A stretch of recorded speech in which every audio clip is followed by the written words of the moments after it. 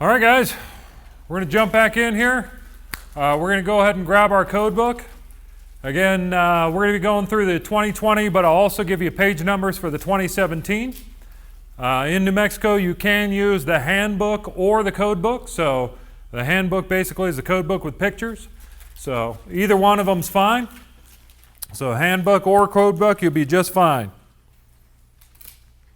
I like to start off by going through the table of contents. And so your table of contents, if you have the handbook, looks a little bit different. It just has the section headings. It just has the articles, but not the section headings. But basically, it's all laid out the same. I just want to kind of give you an idea of how that code book is laid out. And so it's laid into basically these articles and chapters. So Article 90 is just the introduction. It kind of tells you how the code book's laid out, how the chapters interrelate to one another, what an informational note is versus a code changes, all that type of stuff is indicated in there. Chapter 1 is general regulations. The code starts off very generally, right, with just general regulations, stuff that apply generally to all electrical installations. Chapters 1, 2, 3, and 4 are very general. And so Article 100 is definitions. Things like, we talked about the Smurf tube, right? That's ENT or ENMT. So things that would be defined in there would be in Article 100 definitions. And you'll have some questions on the exam that are just a straight up definition. Anytime they ask you for a definition, I'm going to jump right back into Article 100 definitions. Article 110 is requirements for electrical installations. And then we talked about this being organized into different sections or parts. And so you can see in here you got Part 1 general, and then Part 2 is just installations that are 1,000 volts nominal and less. And then Part 3 is regulations for over 1,000 volts nominal. Part 4 is tunnel installations over 1,000 volts. And then Part 5 is manholes and other electrical enclosures intended for personnel entry, and then it does not list a voltage on there. You know what that means? All voltages. So unless it specifically mentions the voltage, it's talking about all voltages. So a lot of times people will take a look and say, well, everything after Part 3 is over 1,000 volts. No, Part 3 is over 1,000 volts. By the way, Part 4 is also over 1,000 volts, but Part 5, it doesn't say what the voltage is, so we're going to have to assume that that's all voltages. In fact, in the 2014 code, it used to say all voltages. Chapter 2, again, real general. This is general wiring and protection rules. And so Article 200 is use and identification of grounded conductors. Now, it's a very small topic, so it's not divided into parts. It just has some general rules in there. But Article 210 is branch circuits. That's got a little bit more nuance to it, so it organizes it into different parts, right? So branch circuits, Article 210. Article 220 is where we're going to do our branch circuit feeder and service load calculations. We'll actually spend most of the afternoon today on load calculations, specifically for dwelling units, single family and multifamily dwelling. On this test, we'll need to know both the standard and the optional method, and so I'll teach you all that here this afternoon. Article 225 is outside branch circuits and feeders. Outside branch circuits and feeders. And so if you have any outside branch circuits and feeders, we're going to be in Article 225. Article 230, we talked about this before in the New Mexico Electrical Code, that's services. And a lot of different parts in there. You got 8 different parts in there, right? So if I'm looking for underground service conductors, I can skip Part 1, Part 2, I can go straight into Part 3 to underground service conductors. If I'm looking for disconnecting means on my service equipment, I can jump right into Part 6, right? I got to go through those Roman numerals. It kind of screws me up every once in a while. I'm like, I got to think like a Roman, right? I'm not Roman. Why do they keep on throwing these at me? Right? Article 240 is overcurrent protection. That's a broad topic, so it's organized into 9 different sections in there, right? So if I want to know rules about circuit breakers, we jump into Part 7, right? Grounding and bonding, that's Article 250, bigger topic, 10 different sections in there. So one of the things that we find on the exam is people tend to struggle the most on grounding and bonding and overcurrent protection. And one of the things that they tend to do is they tend to just jump right into these articles, Article 240 and 250. I alluded to this earlier, but if I'm looking for overcurrent protection on a motor, I don't go into Article 240. I go into the motors chapter and find out what the rules are for overcurrent protection. And then they have a section that talks about overcurrent protection on that motor. And so overcurrent protection, grounding, and bonding are all over the code. What I want to ask myself when I come to a question like that is, what am I protecting, right? Am I protecting a motor? Let's go into the motors chapter. Am I protecting X-ray equipment? Let's go into that chapter, right? And see what's going on there. I say chapter, I mean article, okay? And so we're going to go into the equipment that we're protecting, not into Article 240 or 250. Article 240's general rules for overcurrent protection, like things like tap rules, okay? When can I omit the overcurrent protection on a tap? That's going to be in Article 240, all right? That's just a tap, a general rule, right? Ground rod. How long does a ground rod need to be? That's in Article 250, right? The size of the grounding conductor that I need for a motor is going to be in the motors chapter, right? And so we need to take a look at what am I protecting, and then we're going to go there. If we don't see anything in there about it, then we can go back to Article 240 or 250, okay? Moving on, we've got Chapter 3, Wiring Methods and Materials. Article 300 is general requirements for wiring methods and materials. We'll find things like burial depths and things like that. Article 310 we'll spend quite a bit of time in. Anytime we're going to size a conductor, we're going to reference back to Article 310, because this has the ampacities that we can have for a particular conductor, how much ampacity we can carry on that 14 gauge THHN, right? That'll be listed in here in a table 310.16. And then Article 311, this is a new article for this code. This is medium voltage conductors and cables. Okay, if you have the 2017 edition, that's going to be Article 328 or something like that. Somewhere in there, but I'll have the code references for you there. Article 312 is cabinets, cutout boxes, and meter socket enclosures. 314 is going to be our outlet, device, pull and junction boxes, conduit bodies, fittings, and handhole enclosures. This is where we're going to size our box fill calculations, okay? So when we do box fill calculations, we'll refer to some tables and charts there in Article 314. Article 320, and going on from there, we're going to talk about all our different cable types, okay?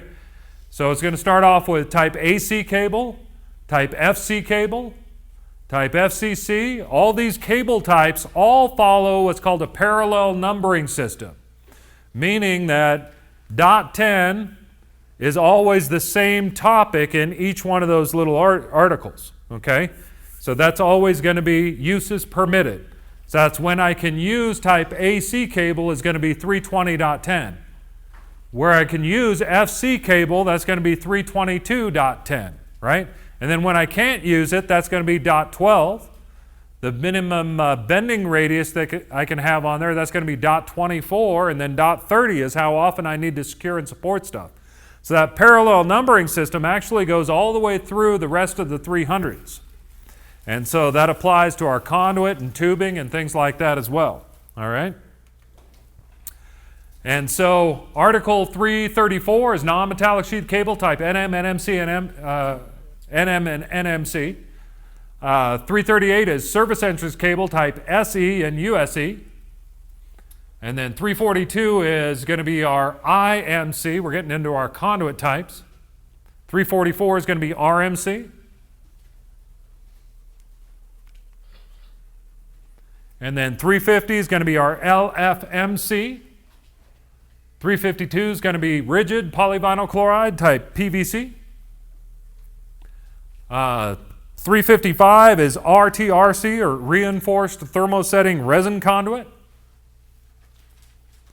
362 is going to be ENT, or our Smurf tube.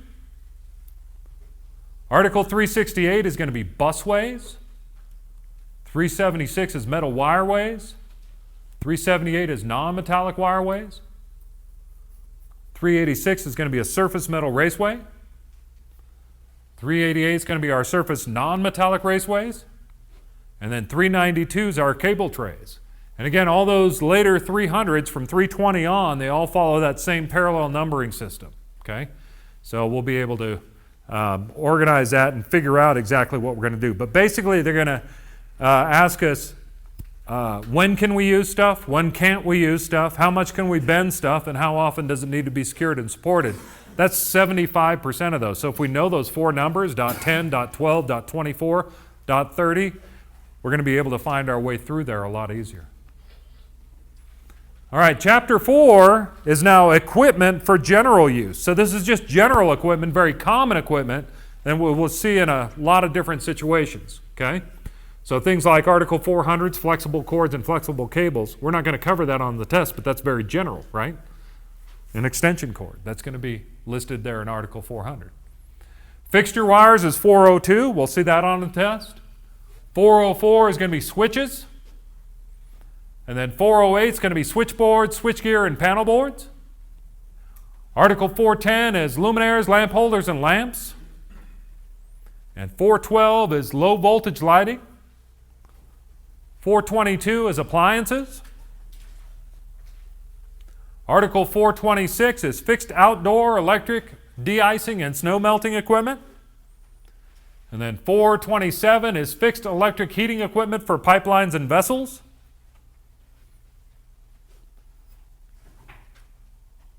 Article 430 we'll spend quite a bit of time in. That's motors, motor circuits, and controllers. And there's 14 different parts in there. And so what we'll do is we'll concentrate the time we spend in there in a few different parts here. One of which is Part 2, sizing our conductors. And then Part 3 is going to be our overload protection. Part 4 is going to be sizing our branch circuit, short circuit, ground fault protection. And then Part 14 is another part that we hang out in a lot. That's a series of tables that we help to, that we're going to use to size our conductors and our branch circuit, short circuit, ground fault protection. And so sometimes we're going to use the nameplate value, sometimes we're going to use the table value. I'll teach you when to use which, okay? Article 440 is air conditioning and refrigeration equipment. And so we'll look at the overcurrent protection on that as well. Article 445 is generators. I'll show you how to size the conductors, the output conductors on a generator. Article 450, we used to have calculations based off of Article 450 on the test. They pulled those off, so that's nice. We won't even cover the calculations. But Article 450 is transformers, transformer vaults, including secondary ties. They're going to ask us a lot about the transformer vault and the fire ratings and fire suppression systems and things like that. When do we need to have a transformer in a vault? Article 455 is phase converters. 460 is going to be capacitors. We'll have to see how much time we have to discharge energy on that capacitor. Article 480 is going to be storage batteries. 490 is equipment over 1,000 volts nominal. And then Chapter 5 is special occupancy. So Chapter 4 was general equipment, right? Now we're getting much more specific. We're talking about, hey, we're going to put all this stuff in a special occupancy, a place where we're going to have to modify the rules. And so starting off in Article 500, we talk about hazardous locations, Class 1, Class 2, Class 3, classifying them. Okay, basically it's going to tell us what is a Class 1 hazardous location. What is a Class 2? What is a Class 3? What's a Division 1? What's a Division 2? And so we'll figure that out. We'll find out that a Class 1 hazardous location has gases or vapors in there. A Class 2 is going to have dust. Class 3 is going to have fibers. And so all that can cause either ignition or explosion, right? So we're going to have to take special protection measures. Now, if I'm installing stuff within a Class 1 hazardous location, I'm going to go into Article 501.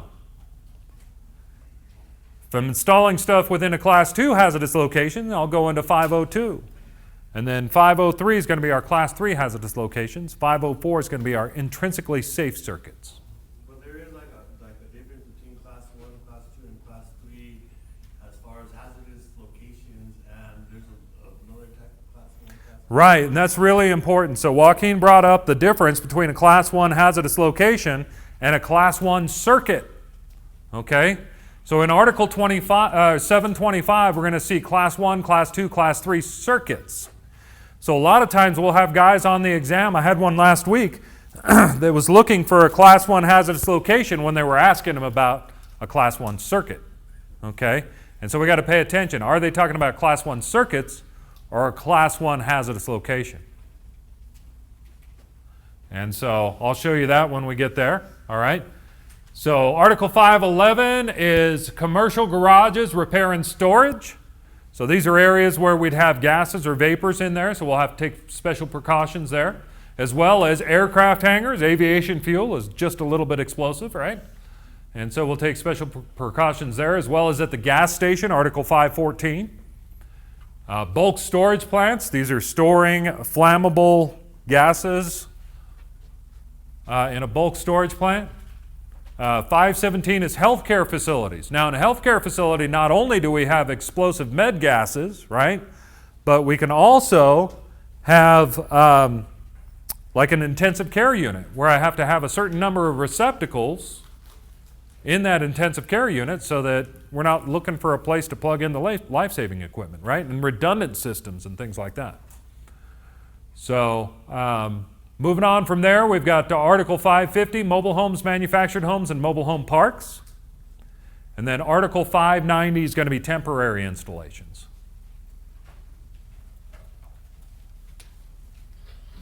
And then we'll jump into Chapter 6, which is special equipment. So Chapter 4 was general equipment, common equipment. Chapter 6 is special equipment, things that we only find in certain circumstances. Things like Article 600. Electrical signs and outline lighting systems. Article 610, cranes and hoists. Article 620, elevators, dumbwaiters, escalators, moving walks, platform lifts, and stairway chair lifts. Article 645 is information technology equipment. Article 675 is electrically driven or controlled irrigation machines. Article 680, swimming pools, fountains, and similar installations. Article 690.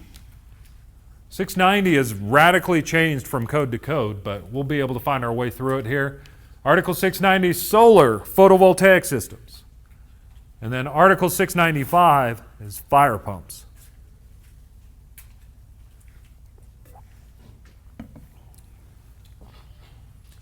Chapter 7, that's special conditions.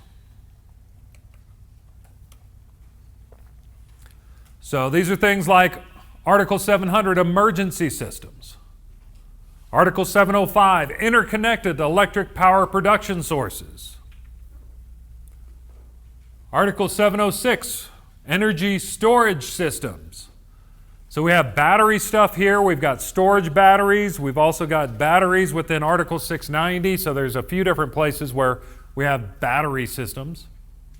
Article 720 is circuits and equipment operating at less than 50 volts.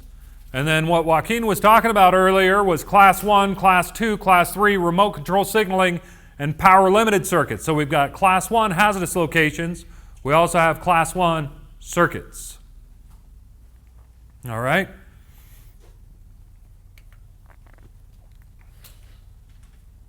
Chapter 8 is communication systems. Article 800 is general requirements for communication systems. And then new for this code, we've got Article 805, communication circuits. Everything that we need out of 805s and 800 in the 2017. Article 810 is radio and television equipment. And 820 is community antenna television and radio distribution systems. And then 830 is network-powered broadband communication systems. And then 840 is premises-powered broadband communication systems. So essentially what they did here is they took all the information that was common between all the later articles here in Chapter 8, Article 810, Article 820, Article 830, and they stuck all that common rules into Article 800. And then specific stuff for communications they stuck in 805, specific stuff for radio and television they stuck in 810. So they just reorganized that a little bit. When we get to the 2023, the whole code's like radically organized differently. So this one's got a few changes to it, but the 2023 is really amazingly different than what we're seeing here in the 2020 and before. All right? So, Chapter 9 is a series of tables. And so Table 1 is basically helps to set up some of the other tables that we have in here. That is our percent of cross-section of conduit and tubing for conductors and cables. So basically, this is how much we can fill in any given conduit or tube. Table 2 is the radius of conduit and tubing bends. And then Table 4 is the individual types of conduit and how much we can fill in that conduit. So like a Schedule 40 PVC has a different available area inside of it than a Schedule 80, right? And so each one of those is listed out in there. And then Table 5 is actually the dimensions of the actual conductors, okay? So those are our conductor dimensions. And then Table 8, this is what tells us our conductor properties. Primarily what we do is we use this to do voltage drop calculations, either using the formula method or using the Ohm's law method. We'll have to refer to Chapter 9, Table 8 in order to do those calculations.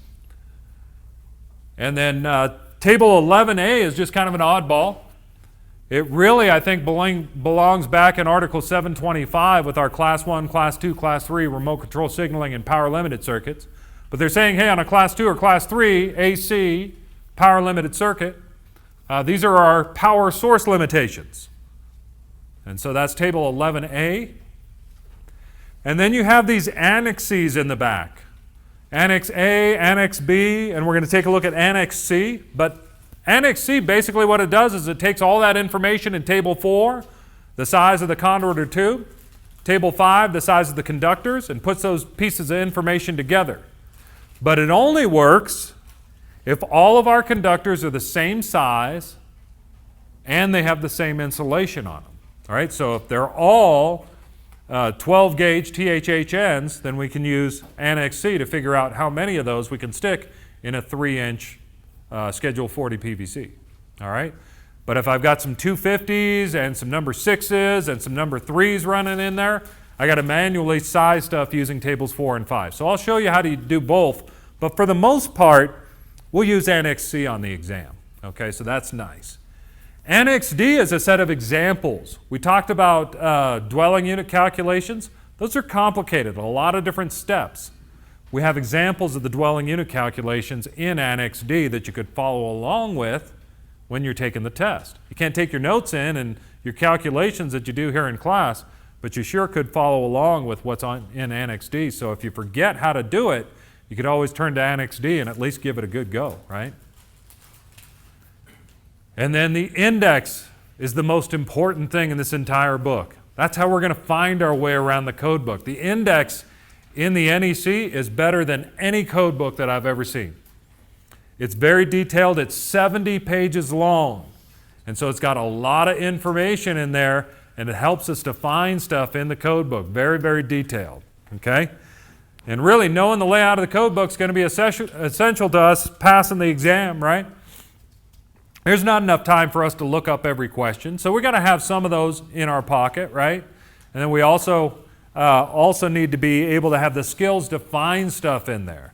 The more you know about the code book, the easier it is to find stuff, right?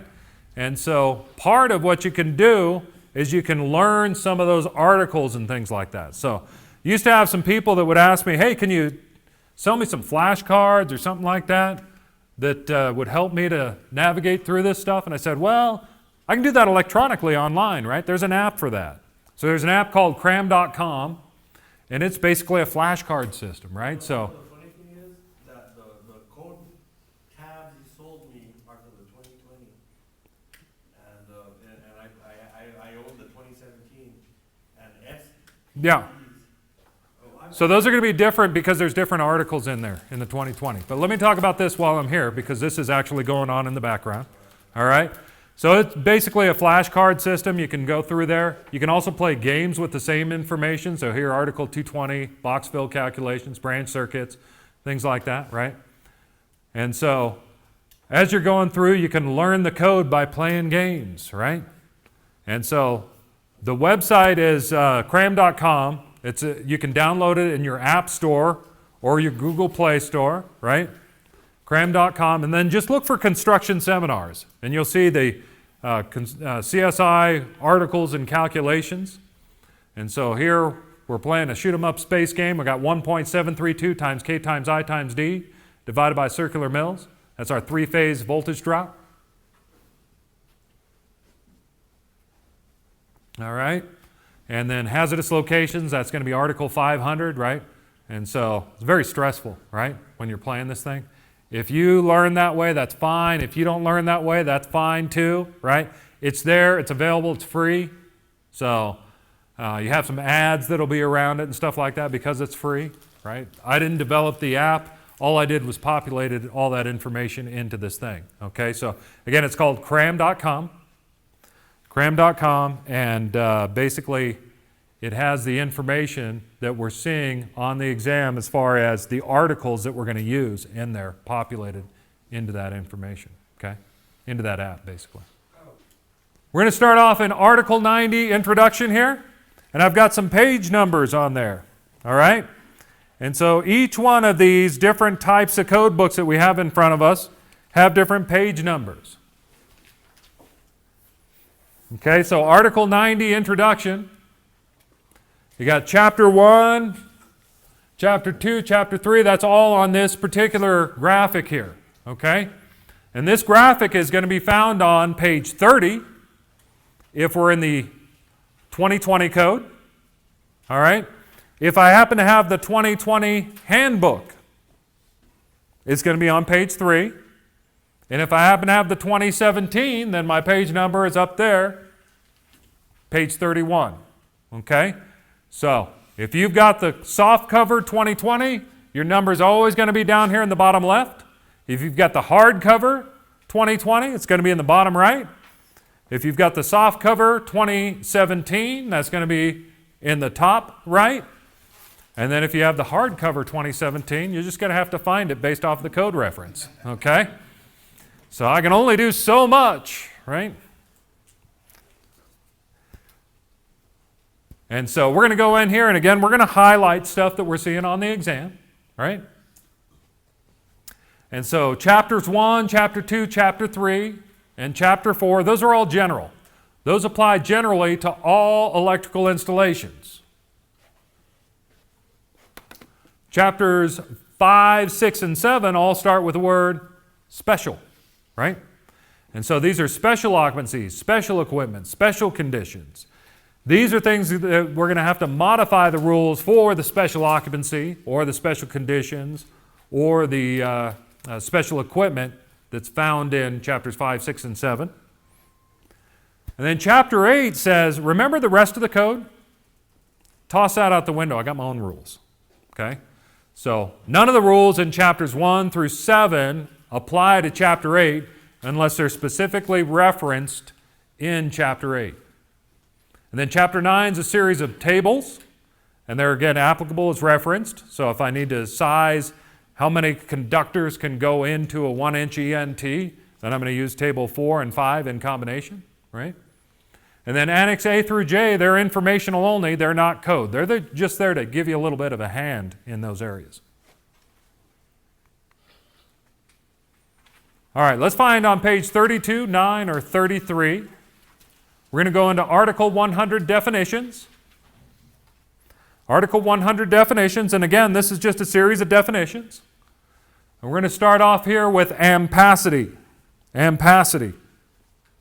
So everything's going to be alphabetized in here, so we're going to find letter A, ampacity. Ampacity, code definition for that, that's the maximum current in amps that a conductor can carry continuously under its conditions of use without exceeding its temperature rating. So you'll see some things on the exam where they're going to just say, hey, the maximum current that a conductor can carry continuously under the conditions of use without exceeding its temperature rating is known as what? You're going to have 4 choices on there, and we're going to pick the one that matches up, and that's going to be ampacity. Anytime you have a definition, what you want to do is you want to jump back in here into the definitions chapter, look that stuff up, and make sure that it matches exactly what they're asking for on the exam, okay? It will match exactly what they're looking for, all right? So we don't have to guess, we don't have to memorize anything as far as that's concerned. It's just all alphabetized there in Article 100. So we'll go through some of these definitions. One of them's a branch circuit, right? And so you may call that something different in the field. You may call that a home run, but basically that's our circuit conductors between the final overcurrent device protecting the circuit and the outlet. So we got to speak the same language as the code, right? And so when they're talking about a branch circuit, we need to understand exactly what they're talking about here. That's going to be basically from that panel board to that outlet. That's going to be our branch circuit, right?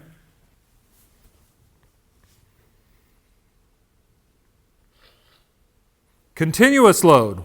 When the code talks about continuous load, what are we talking about? We're talking about a load where the maximum current is expected to continue for 3 hours or more. So continuous load is going to be something that continues for 3 hours or more. So the projectors I have up on the ceiling, are those continuous load? Yeah, they're going to run for 3 hours or more today, right? So that would be considered continuous load. Right? So there's a lot of things in an office building that is continuous load. So generally the office building is all pretty much continuous load because I turned on my computer, I don't know, 3 months ago. No, well, I actually had to replace a hard drive. I turned it on like a month ago, right? And I haven't turned it off since. That's continuous load. This is going to be up there all the time. Feeders. So we talked about the branch circuit. What's the difference between the branch circuit and the feeder? The feeder, that's our circuit conductors between the between the service equipment, the source of a separately derived system or other power supply source, and the final branch circuit overcurrent device. So in between the service disconnect, right, and that panel board, that's going to be my feeder in this circumstance.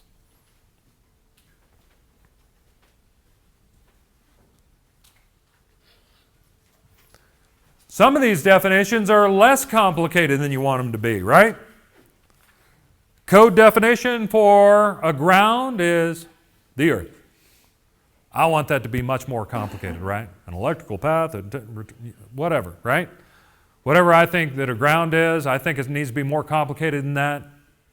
Which of the following is the definition of a ground? The earth. Next question, right? So some of them are easier, some of them are harder. A little CMP5, what does that mean? Nothing, right? It means code making panel 5 is the one who looked at this definition and said, I like it. It's good, right? So if you got a problem with the definition of the ground, call code making panel 5 and address it with them. That's all that is, all right? Insight from, we talked about this before, or with inside of, right? Says where the code specifies that one equipment it shall be in sight from, or within sight from, or within sight, and so forth of another equipment, the specified equipment is to be visible and not more than 50 feet distance from the other. So that's the very definition of within sight is I can see it and it's within 50 feet.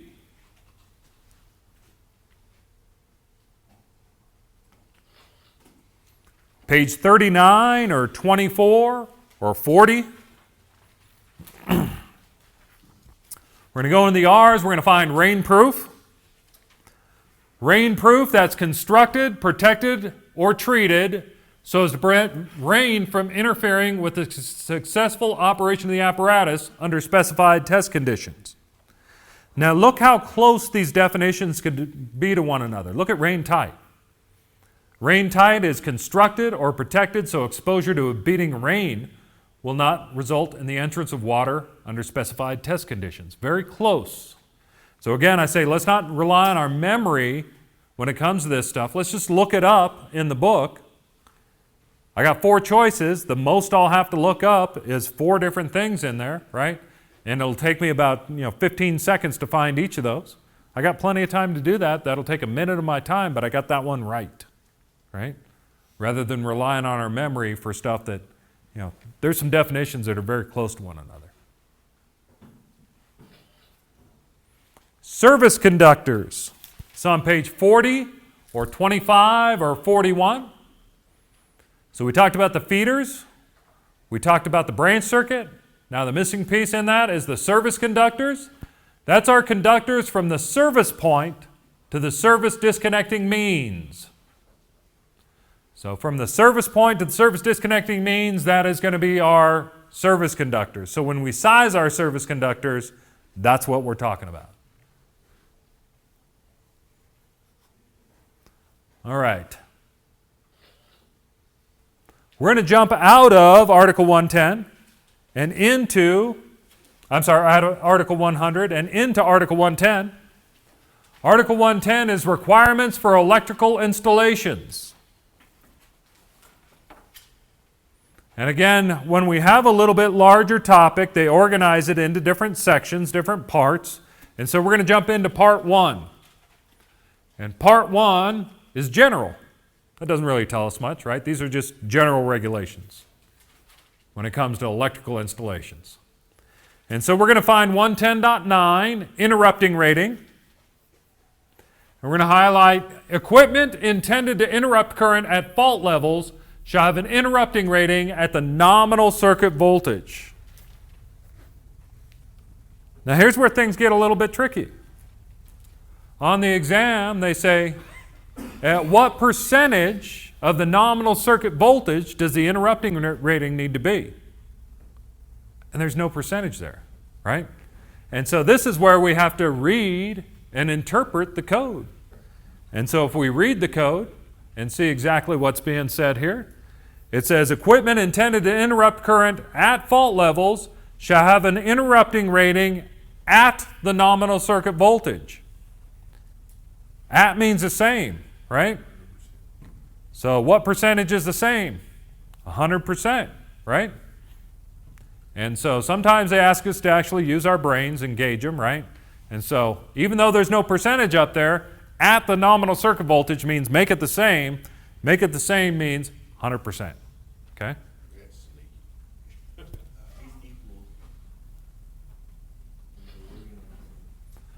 All right, let's find 110.13. 110.13, we should be on page 47, 40, or 44. 110.13 is mounting and cooling of equipment. And you'll see how the code is organized. It also has little letters underneath each of these little subjects that it's talking about, right? 110.13, mounting and cooling of equipment. Letter A is mounting. And then letter B talks about cooling, right? And so we're going to take a look specifically at letter A, mounting. Electrical equipment shall be firmly secured to the surface on which it's mounted. Wooden plugs driven into holes in masonry, concrete, plaster, or similar materials shall not be used. Now, why do you suppose something like that's in the code? Because not even metal was last. Somebody did it, right? Somebody did it, and it did not turn out well, right? So wooden plug driven into holes in masonry, that'd probably work, right? For a while, right? Problem with wood is it's going to deteriorate over time. And then all of a sudden that whole panel board or whatever is falling out of the wall, right? And so that becomes a problem. And so when we are mounting our equipment, we want to make sure we don't use a wooden plug driven into holes in masonry. That's a very common question that I see across a bunch of different electrical exams. That's something I saw on my inspector's exam. That's something we see in Texas. That's something that we see on the NASCLA exam. Something we see here in New Mexico. Utah, Arizona, they all have that same question. Page 47, 40 or 45. This is 110.14, electrical connections. It says, because of different characteristics of dissimilar metals, devices such as pressure terminal or pressure splicing connectors and soldering lugs shall be identified for the material of the conductor and shall be properly installed and used. Conductors of dissimilar metals shall not be intermixed in a terminal or splicing connector where physical contact occurs between dissimilar conductors such as copper and aluminum or aluminum and copper-clad aluminum, unless the device is identified for the purpose and conditions of use. What's going to be the problem if we intermix our metals? It's going to deteriorate, corrode. Corrosion, right? There's a galvanic action that occurs between the metals. And so corrosion and electrical connections are a bad idea. So the code says, hey, unless it's identified for that type of use, intermixing of metals, let's not intermix metals between the conductors and the terminals, right? Moving on here, under letter A, we've got terminals, B, splices. We're going to go to letter C, temperature limitations. Temperature limitations for what? Electrical connections. Electrical connections. That's called reading the code in context. Okay? 110.14 deals with electrical connections. Until we get to 110.15, we're talking about electrical connections. So letter A is terminals for electrical connections. Letter B is splices for electrical connections. Letter C is temperature limitations for electrical connections. Let's say we were looking for arc flash hazard warning. I come to 110.14 electrical connections. That has nothing to do with that, right? So I can skip that. I go to 110.15, high leg marking. I can skip that. I go to 110.16, arc flash hazard warning. Okay, now I can start reading. So that's one of the ways that you can easily navigate through the code, is understand that it's organized into these different topics.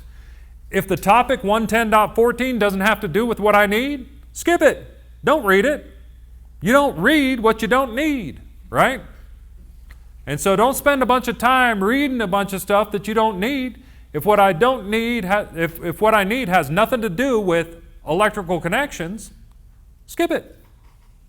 Go to the next bold heading. The next bold heading, high leg marking, right? That's not what I need. Arc flash hazard warning. Okay, that's what I need. Let's see what it says about that, right? And so that's a way to quickly navigate your way through the code. Understand that it's organized into these different topics, okay? The topic that we're still talking about right now is electrical connections. We're talking about temperature limitations for those electrical connections. And then we're going to jump down into number 1, equipment provisions. So these are equipment provisions for temperature limitations for electrical connections. See how that all kind of plays uphill? You're reading upstream.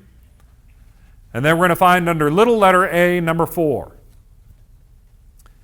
It says, for motors marked with design letters B, C, or D, conductors having an insulation rating of 75 degrees Celsius or higher shall be permitted to be used, provided that the ampacity of such conductors does not exceed the 75 degree ampacity. So basically what that says is if I've got a design letter B, C, or D motor, it says, hey, I can use conductors connecting to those B, C, or D motors that are 75 degrees Celsius or higher. By the way, if I'm going to use something that's like a 90 degrees Celsius conductor, a THHN or something like that, right? Then I want you to use the 75 degree column when we're calculating the ampacity for that. That's basically what that says. Hey, even if you want to use a 90, let's use that 75 degree column. But I need to use at least 75 degree conductors or higher. Okay? We'll use that information when we get into Article 430. All right, but for now, we're just kind of sticking that in the back of our mind. Moving on here to 110.15, high leg marking. So we're done talking about electrical connections. Now we're talking about marking the high leg. It says on a 4-wire, delta connected system where the midpoint of one phase winding is grounded, only the conductor having the higher phase voltage to ground shall be durably and permanently marked by an outer finish that's orange in color. Question on the exam says, what color does the high leg need to be marked with? Orange. And the answer would be orange, right? And so we'll also find out that that's going to be the B phase a little bit later on in the code. So the B phase needs to be orange, and that's our high leg. All right, 110.16, we've got arc flash hazard warning. Arc flash hazard warning. Letter A, general. Electrical equipment such as switchboards, switchgear, panel boards, industrial control panels, meter socket enclosures, and motor control centers that is and other than a dwelling unit and is likely to require examination, adjustment, servicing, or maintenance while energized, shall be field or factory marked to warn qualified persons of potential arc flash hazards. If there's a potential for an arc flash hazard, we need to have some sort of warning on the equipment.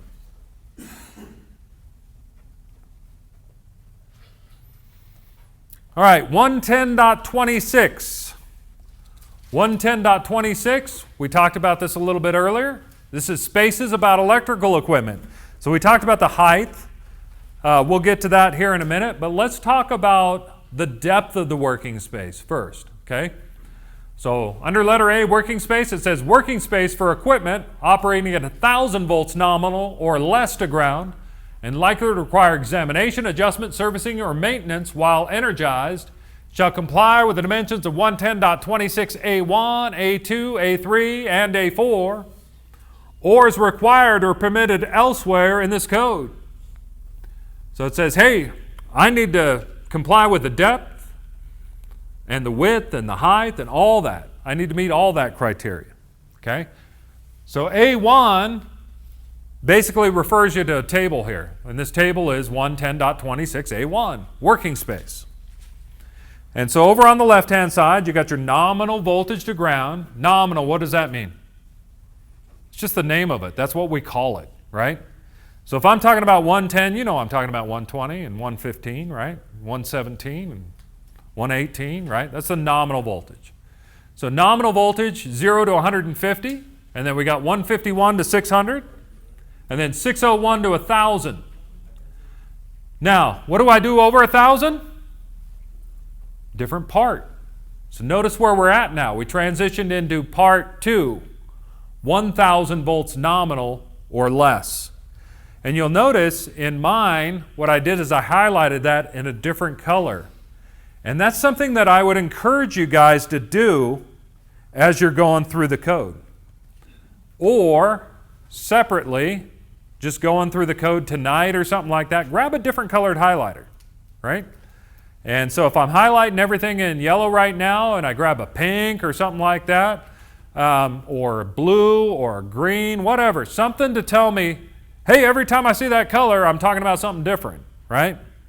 And so understanding how that's organized and understanding, hey, I just jumped into a new section and that talks about something different. In this case, the something different is, hey, everything that I'm talking about here is 1,000 volts and less. So this table can't talk about over 1,000 volts, right? It can only talk about 1,000 volts and less. If I want to know what those clearances are for over 1,000 volts, let's get into the next part. That's going to be in part 3, okay? So it's the context there also has to do with those sections. So again, I've got 0 to 150, 151 to 600, 601 to 1,000. And then I also have these different columns here, right? I got condition 1, condition 2, and condition 3. So condition 1 says I've got exposed live parts on one side of the working space, and I've got no exposed or live parts behind me, okay? This graphic will help you out a little bit more, right? So condition 1 is I've got exposed live parts on one side of the working space and no live or grounded parts on the other side of the working space. And then condition 2 is I've got exposed live parts on one side of the working space, but maybe behind me I've got some grounded parts. That's going to be condition 2. And then condition 3 is, I got exposed live parts in front of me and behind me, right? So it's going to require more working room. So again, this is the minimum working space that we can have in front of electrical equipment. And so, again, I need to know the voltage, and then I also need to know the conditions, right? So let's say I had a 480 volt installation, and I had exposed live parts in front of me and behind me. How much depth do I need of the working space? I got exposed live parts in front of me and behind me. That's condition 3. That'd be 4 feet. Okay? I was 480 volts. So you have to pay attention to the voltage, right? I said 480, and I said exposed live parts in front of me and behind me. That's condition 3, right? And so if I put those pieces of information together, okay, now I've got 4 foot, right? Get one of those pieces of information wrong, right? And we get the wrong answer. And we think we got the right answer. If 5 feet was one of my choices, or 3'6" was one of my choices, right? And I accidentally jumped into the wrong thing, I'd think all day long that I got that right, right? But I got it wrong. So we just need to pay attention to the details. The details are really important in this circumstance. All right, so we talked about the depth of the working space. Now we're going to talk about the width of the working space. And that's going to be under number 2. It says the width of the working space in front of the electrical equipment shall be the width of the equipment, or 30 inches, whichever is greater.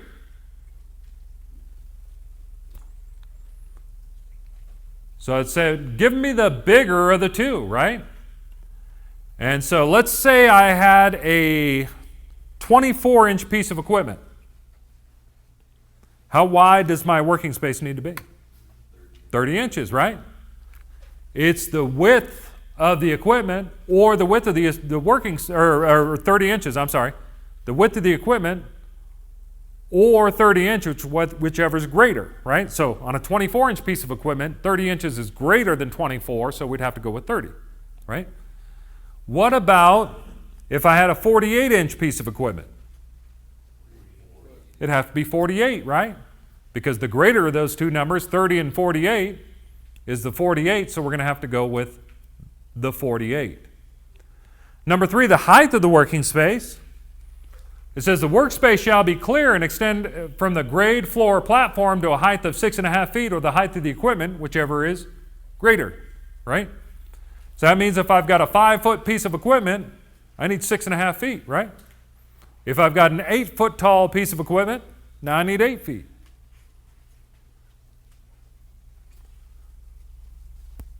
Now, if I'm in an underground water well pump enclosure in New Mexico operating at 250 volts or less, 200 amps or less, and I've got a removable lid, now what can it be? 5 feet, right?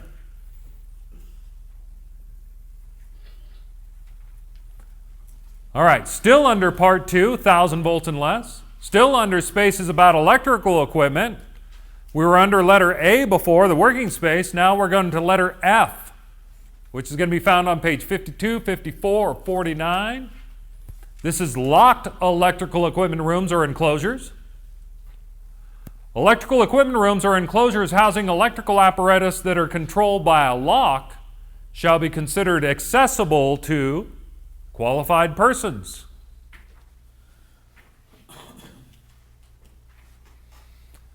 So that's what we talked about before. Something back behind a locked door or enclosure. If somebody's got the key, that's a qualified person. That's going to be considered accessible to that person with the key.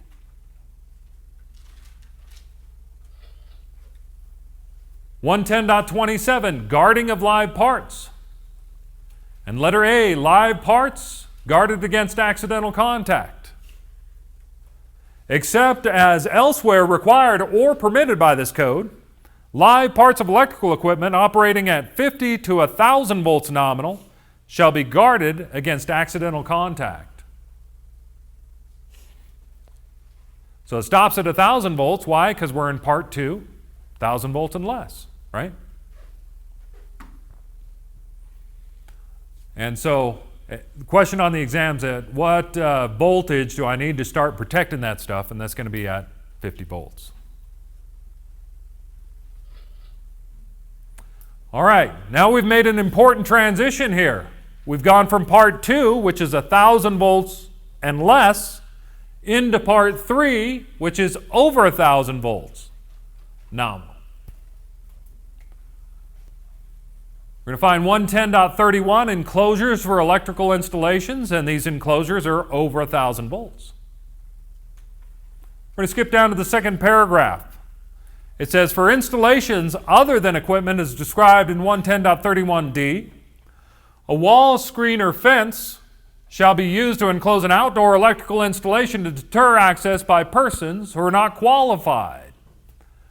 A fence shall not be less than 7 feet in height, or a combination of 6 feet or more of fence fabric and 1 foot or more of extension utilizing 3 or more strands of barbed wire or the equivalent. So here's what it says. It says, give me 7 feet or give me 7 feet, right? That's basically what it says. Give me 7 foot of fence fabric or give me 6 foot plus another 1 foot, right, of barbed wire. Give me 7 feet. Now, this only applies to electrical enclosures that are over what voltage? Over 1,000, right?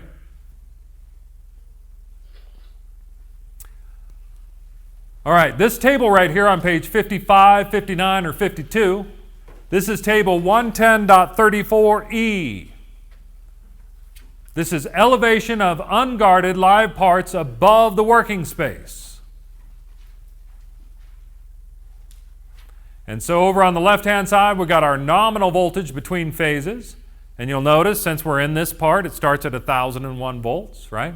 Up to 7,500 volts. They're going to ask us about 4160. 4160, if it's unguarded, needs to be elevated a minimum of what? 9 feet. Isn't that a crappy standard?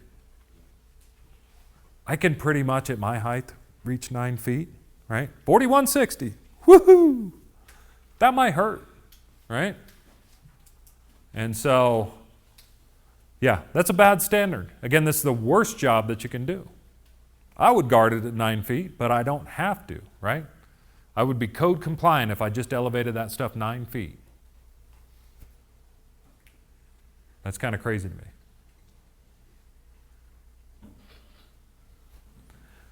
All right, page 56, 61, or 53, we're now in part 5. Part 5 is manholes and other electrical enclosures intended for personnel entry. Guess what voltage? Any voltage, right? And so these are just the rules for manholes. Doesn't matter what the voltage is. 110.75, we got access to manholes. And letter A, dimensions. Rectangular access openings shall not be less than 26 inches by 22 inches.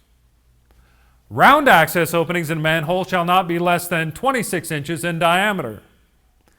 Down below there we have an exception.